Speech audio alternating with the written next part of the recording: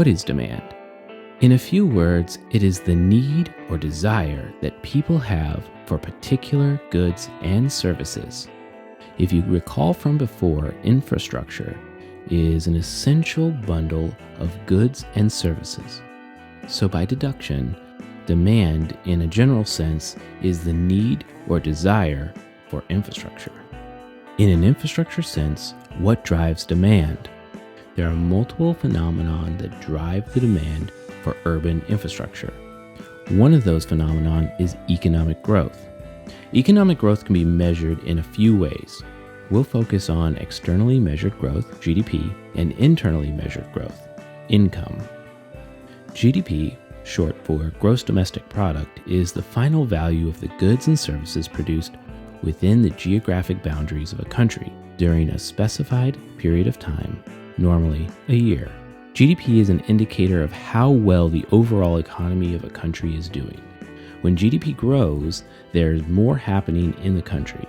More things are being made, which means there are more farms, more factories, and services being provided. To facilitate this growth in production, more pipes and power is needed.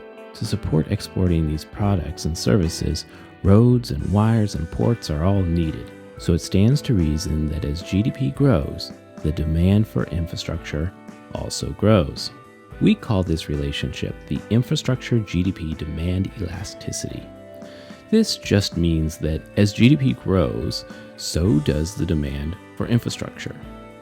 On the flip side, in order for a country to continue to grow its GDP, the nation must invest in infrastructure. As this graphic represents, countries with high-quality infrastructure and a greater supply of infrastructure tend to have bigger or faster growing GDP figures. Infrastructure is not only in greater demand as domestic production increases, but to maintain that growth, investment in good infrastructure is absolutely critical. Internally measured growth, here viewed through the lens of income, also has a direct or elastic relationship with demand. In broad terms, this is called the income elasticity of demand. This relationship between income and demand also applies to the demand for infrastructure. As incomes grow, so does the demand for infrastructure. As we get more income, we tend to use more things like water and energy, road space, buildings, etc. The inverse here, just like GDP growth, is also true. You need more infrastructure to facilitate income growth. Another type of change, but that is non-economic specific and also significantly impacts the demand for infrastructure, is population growth. As the population grows, so does the number of people that will need or desire both physical and social infrastructure. That's more city parks, more police and fire, more roads, and more telecommunication.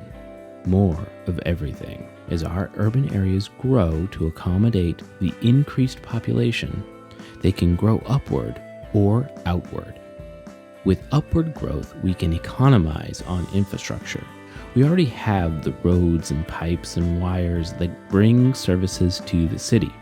Much of that infrastructure can be used at a higher capacity, so what we call the marginal cost of accommodating the growth is much smaller. That is, the cost per unit of infrastructure to serve each person is smaller when compared to the cost of outwardly expanding the city. When the city grows outward, it becomes much more expensive for each additional unit of infrastructure to accommodate people in this location. We'll talk about this more in another module. The bottom line is, as our cities grow in population, so must our physical and social infrastructure. When our infrastructure investments don't match that growth, this is where we start to fall into the now familiar patterns of crises. With careful planning and using techniques like demand forecasting and demand management, we can avoid these pitfalls.